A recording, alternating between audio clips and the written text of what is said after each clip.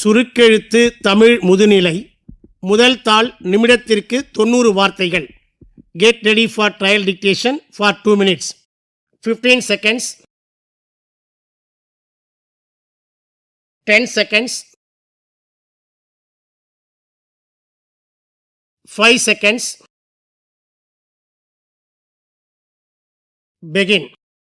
மாண்புமிகு பேரவைத் தலைவர் அவர்களே, எங்கள் ஊனோடும் உயிரோடும் கலந்துவிட்ட அன்னை தமிழ் மொழிக்கு எனது இனிய வணக்கத்தினை முதற்கண் தெரிவித்துக் கொள்கிறேன். மேதகு ஆளுநர் பேருரைக்கு நன்றி தெரிவிக்கும் தீர்மானத்தின் மீதான விவாதத்தில் கலந்து கொண்டு மாண்புமிகு உறுப்பினர்கள் தங்களது கருத்துக்களை எடுத்து வைத்திருக்கிறார்கள். இந்த ஆளுநர் உரையில் உள்ள நல்ல அம்சங்களை பாராட்ட வேண்டியவற்றை பாராட்டியும் அதில் உள்ள குற்றம் குறைகளை சுட்டிக்காட்டி அவற்றையெல்லாம் தீர்த்து வைக்க ஆவண செய்ய வேண்டும் என்ற அளவிலேயும் இங்கே உறுப்பினர்கள் தங்களது உரைகளை ஆற்றியிருக்கிறார்கள். அவர்கள் அத்தனை பேருக்கும் எனது நன்றியினை தெரிவித்துக் கொள்கிறேன். ஒரு காலத்தில் வடக்கு வாழ்கிறது, தெற்கு தேய்கிறது என்று நாம் முழங்கினோம். இன்று தெற்கு வளர்கிறது, வடக்கிற்கும் சேர்த்து தெற்கு வாரி வழங்குகிறது என்ற அளவுக்கு நாம் வளர்ந்துள்ளோம். இத்தகைய தகுதியும் பெருமையும் தமிழ்நாட்டிற்கு சாத்தியமானது இந்த நல்லாட்சியால்தான் என்பதை இங்கே நான் சுட்டிக்காட்ட விரும்புகிறேன். ஆட்சி என்பது வெறும் அதிகாரம் அல்ல, கொள்கையை செயல்படுத்தும் களம். இதன் அடிப்படையில் எல்லாருக்கும் எல்லாம் என்ற கருத்தியலை அடிப்படையாக கொண்டு இந்த ஆட்சி நடைபெற்று கொண்டிருக்கிறது.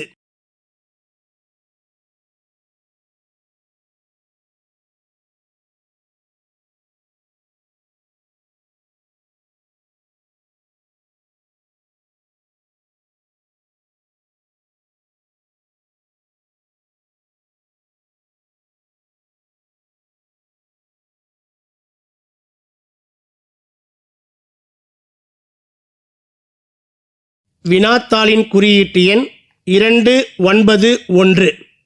291. படிக்கப்பட்டதை சுருக்கெழுத்தில் எழுதிக்கொண்டு சுருக்கெழுத்தில் எழுதிக்கொண்டதை அதற்கு நேரான விரிவெழுத்தில் எழுத வேண்டும். சுருக்கெழுத்து திறனுக்காக 10 மதிப்பெண்கள் ஒதுக்கப்பட்டுள்ளன. விரிவெழுத்தில் எழுதும் பொழுது கையெழுத்து தெளிவாக இருப்பதுடன் வரிகளுக்கிடையே உரிய இடைவெளி இருக்க வேண்டும். Get ready. 30 seconds.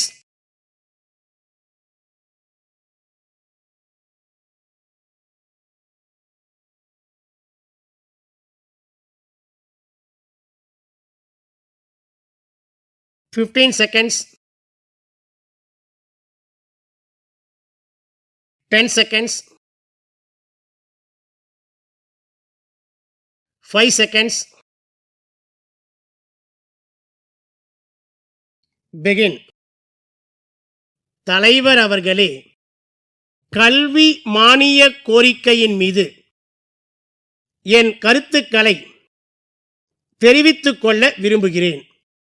இன்றைய தினம் நான் இந்த விவாதத்தை துவக்கி வைப்பதில் பெருமகிழ்ச்சி அடைகிறேன். சாதாரண ஏழை எளிய மக்களும் நல்ல கல்வியறிவை பெற வேண்டுமென்று இந்த நாட்டிற்கு சுதந்திரம் வாங்கி தந்த மகாத்மா காந்தியடிகள் எண்ணினார்கள். அதற்கேற்ப பல திட்டங்களை தீட்டி கல்வித்துறையில் மறுமலர்ச்சியை ஏற்படுத்தி வரும் அரசிற்கு என்னுடைய பாராட்டுக்களை தெரிவித்துக் கொள்கிறேன். கல்வி வழங்குவது என்பது மிகவும் புனிதமான பணியாகும். சமுதாயம் நல்ல நிலைமைக்கு வளரவும் மக்கள் ஒழுக்கத்துடன் வாழவும் கல்வி வளர்ச்சி இன்றியமையாததாகும். இன்றைய சமுதாய மாற்றத்தில் படித்தவர்கள்தான் அதிகமான தவறுக்கு காரணமாக இருக்கிறார்கள் என்பதை வருத்தத்துடன் காண்கிறோம். இதற்கு காரணம் அவர்களுக்கு பண்பாடு என்பது இல்லாததுதான். இந்த நிலையை மாற்றிட சமுதாயம் நல்ல முறையில் மேம்பாடு அடைந்திட அறிவு கல்வியுடன் பண்பாட்டு கல்வியையும் வழங்க வேண்டியது நம்முடைய கடமை என்பதை குறிப்பிட விரும்புகிறேன். கல்லூரிகளில் தமிழ் பயிற்று மொழியாக படிக்கும் மாணவர்களுக்கு உதவித்தொகை வழங்கி வருகிறோம். இருப்பினும் அவர்கள் ஆங்கில பயிற்று மொழி வகுப்பிற்குதான் ஆர்வமாக செல்கிறார்கள்.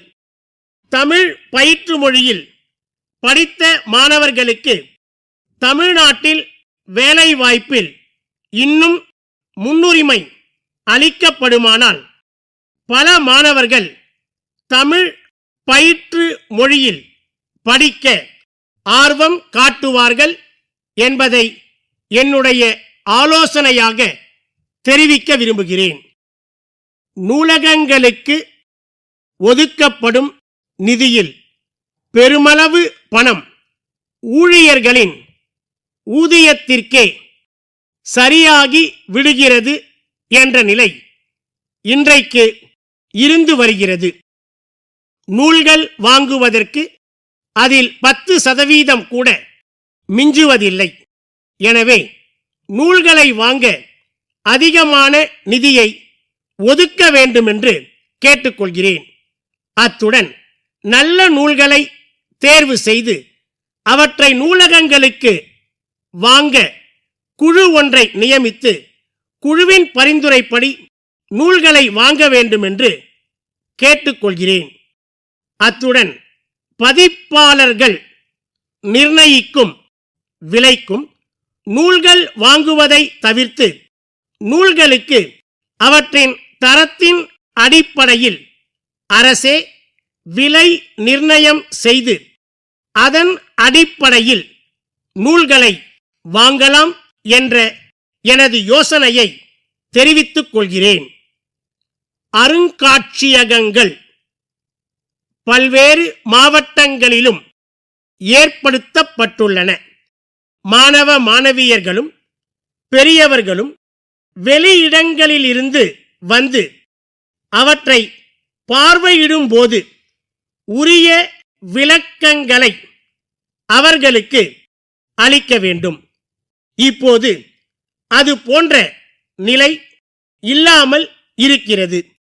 உரிய விளக்கங்கள் அளிக்கிற நிலையை ஏற்படுத்தினால் தமிழ்நாட்டின் பெருமையையும் வரலாற்று உண்மைகளையும் சரித்திர சான்றுகளையும் சரியான முறையில் மக்கள் அறிந்து கொள்ள வாய்ப்பு ஏற்படும்.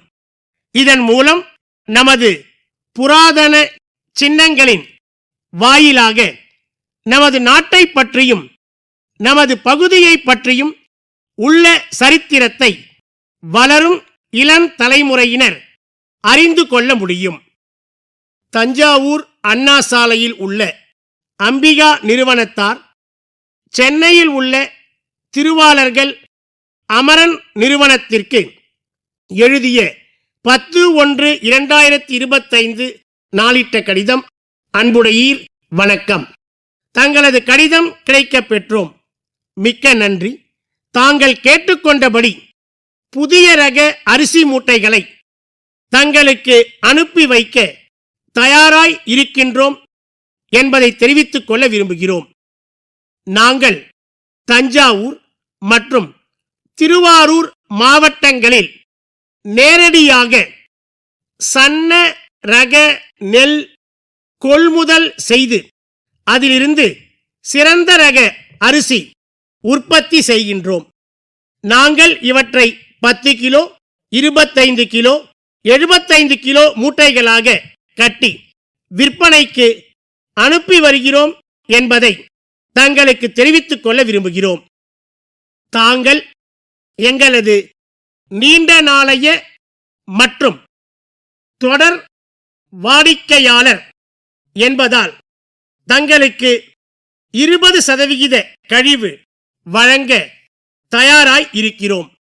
மேலும் தாங்கள் 50,000ற்கு மேல் ஆர்டர் செய்தால் இலவசமாக எங்கள் வாகனத்திலேயே அரிசி மூட்டைகளை அனுப்பி வைக்கிறோம்.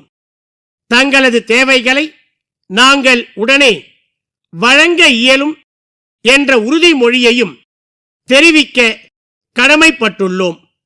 தங்கள் ஆதரவான பதிலையும் முன்பண தொகையையும் எதிர்பார்க்கின்றோம்.